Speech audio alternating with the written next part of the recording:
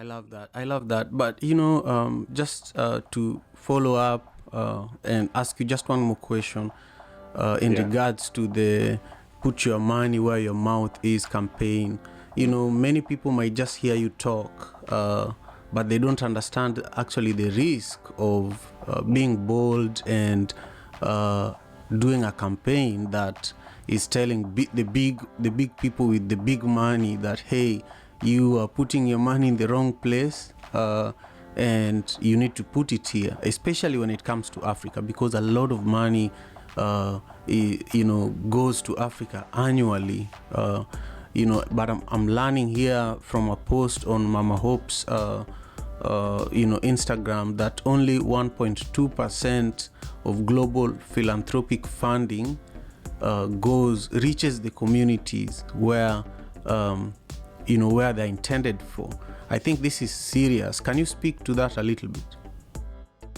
Yeah, I think it is something that has been happening, and I'm very happy it is changing. The conversation is going on because I think most big philanthropies, let me just say big philanthropies in quotes, in most cases, most of them have been using what is called intermediaries to reach the communities. These intermediaries, in most cases, end up using, like, for example, 80% of those resources. So there's like only 20% might actually reach the beneficiary community, which is something that is changing because it is a conversation that has been going on, I think, for the last 10 years, where most donors are now realizing that the communities are the champions of their own development. They know where the money is supposed to go to. So it is like when you use an intermediary. For example, we have an organization based in Kisumu, and there is an intermediary based in Nairobi that does not even understand what is happening in Kisumu. And then we have a philanthropy organization based in the US that is sending the money to Nairobi, and then the money trickles down to Kisumu. By the time the money reaches Kisumu, it is like only like 20% of that, only 20% of that money comes from Kisumu, where the real need is, while 80% of that particular money has been used up in Nairobi, where there is no real need. So it is important that at least we note that this particular conversation, it has been going on, and I'm very happy. Most of the forums where I've been, I've heard people talk about channeling resources direct into the communities, whereby we empower organizations, we empower individuals in ways that will make them have the capacity to implement their own initiatives.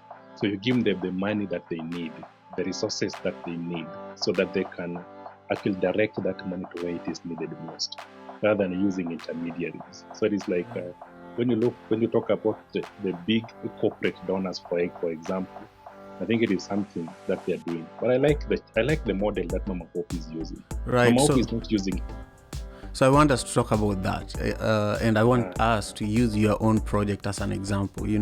Tell us, the project that Mama Hope gave you funding for, that you're most proud about, and how it's going, and then share with everyone who is watching where they can go in order to support the current campaign that Mama Hope is doing to continue supporting your work.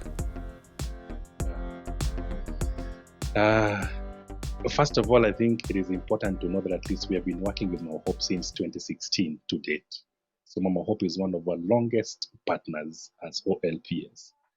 And the way Mama Hope works with OLPS is Mama Hope works with OLPS to identify a particular project.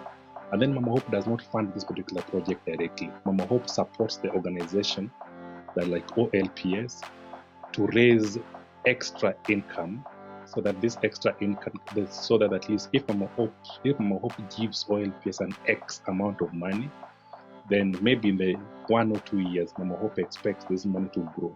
So we use what is called a sustainable model funding, whereby it is Mama Hope's funds a social enterprise, and then this particular social enterprise, OLPS, uses it to raise money or to generate OLPS local income. Then this local income supports a specific initiative. An example is the rescue center. So we have a rescue center for children. So Mama Hope supported the OLPS Rescue Center for 1 year. And then this 1 year, Mama Hope worked with OLPS to establish what is called the social enterprises, so that in the absence of Mama Hope, OLPS can still operate the rescue center without necessarily relying on Mama Hope for funding.